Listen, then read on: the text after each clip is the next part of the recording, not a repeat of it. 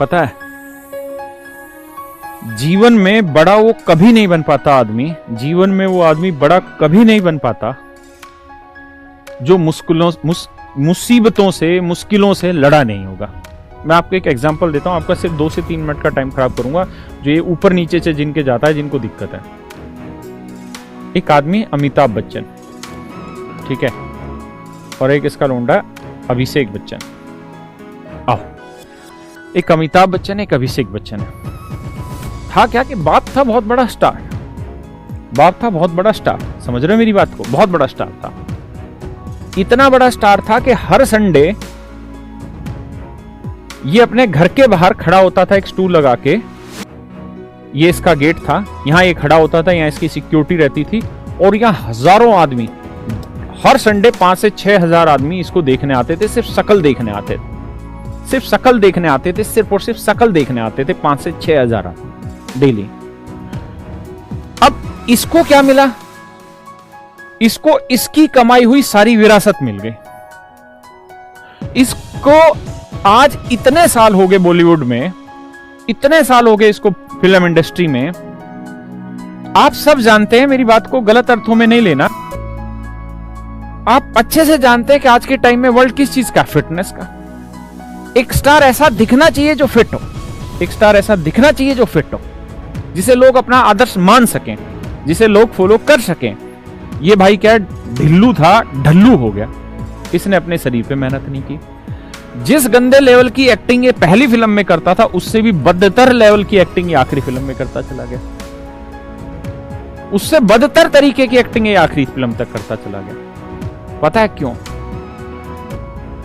कारण एक ही है कि इसने जीवन में कभी मुश्किलों से लड़ाई नहीं, डिफिकल्टी लेवल इसने कभी पार किया ही नहीं। ऐसा क्या है कि राहुल गांधी कामयाब नहीं हो पा रहा? करने की वजह से क्या दिक्कत थी भाई इसको? इसको सब कुछ तो विरासत में मिला, क्या चीज विरासत में नहीं मिली?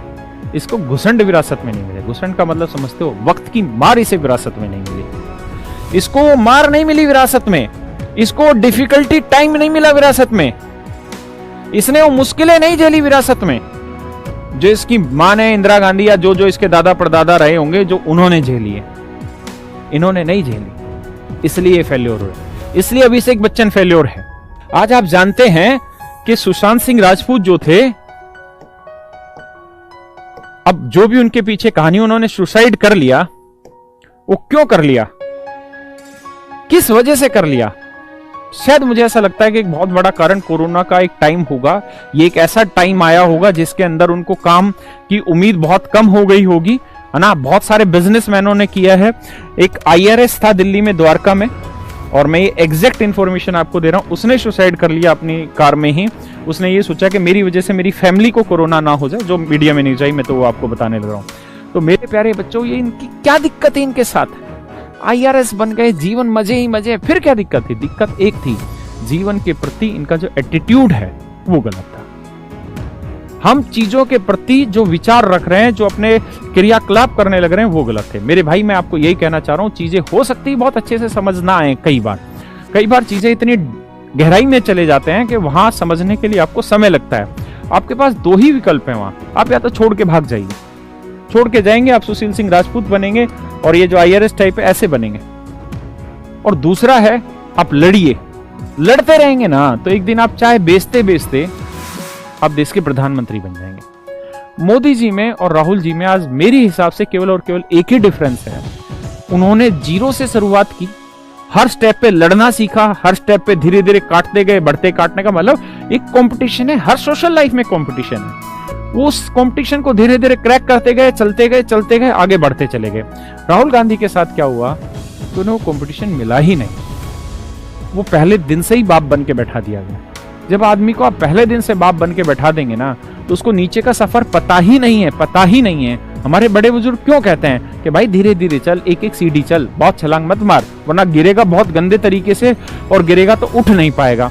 क्योंकि अगर तू एक एक सीढ़ी चल रहा है ना और गिरा, तो तुझे पता है कि उठाना कैसे, उठ जाएगा। लेकिन अगर तू ऊपर से ऊपर गया डायरेक्ट, दिक्कत आएगी। तो मेरे भाई, यही मैं आपको कह रहा हूं कि कभी भी अपने एटीट्यूड को खराब मत होने दीजिए, लाइफ के प्रति पॉजिटिव रहिए। आप नेगेटिव कम से कम सोचिए, जब तक आप नेगेटिव कम से कम नहीं सोचेंगे, जीवन में उद्धार नहीं होगा।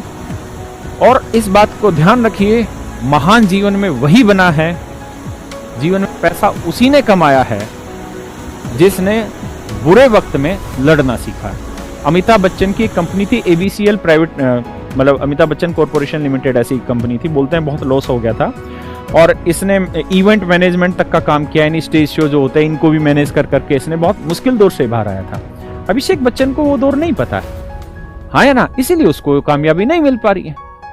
तो मेरे भाई, आप मुश्किलों से लड़ना सीखिए।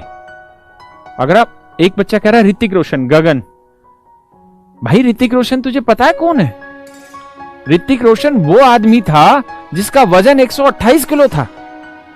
ऋतिक रोशन वो आदमी था जिससे सब सही से बोले नहीं जाते। आप ऋतिक रोशन और अभिषेक बच्चन का कंपैरिजन नहीं कर सकते हैं सर।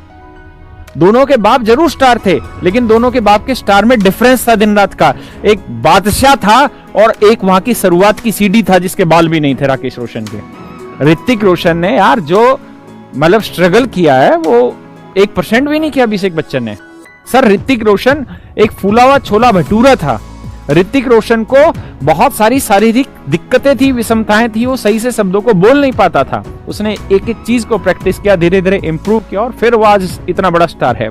और आज पूरे बॉलीवुड का नहीं, हॉलीवुड का सबसे सुंदर व्यक्ति, सबसे सुंदर व्यक्ति है। आप अक्षय कुमार को ले लीजिए, कोई भी ले लीजिए, सलमान खान को छोड़ो। तो मेरे भाई इस बात को ध्यान रखिए, मुश्किल चीजें आएंगी, भागिए मत, लड़िए, मजबूत बनिए। आप जीतेंगे, 100% जीतेंगे, मैं आपके साथ हूं, ठीक है, लेकिन पॉजिटिव, ठीक है। चलिए मेरे प्यारे बच्चों, आप सभी को नमस्कार। आप सब स्वस्थ रहें, तंदुरुस्त रहें,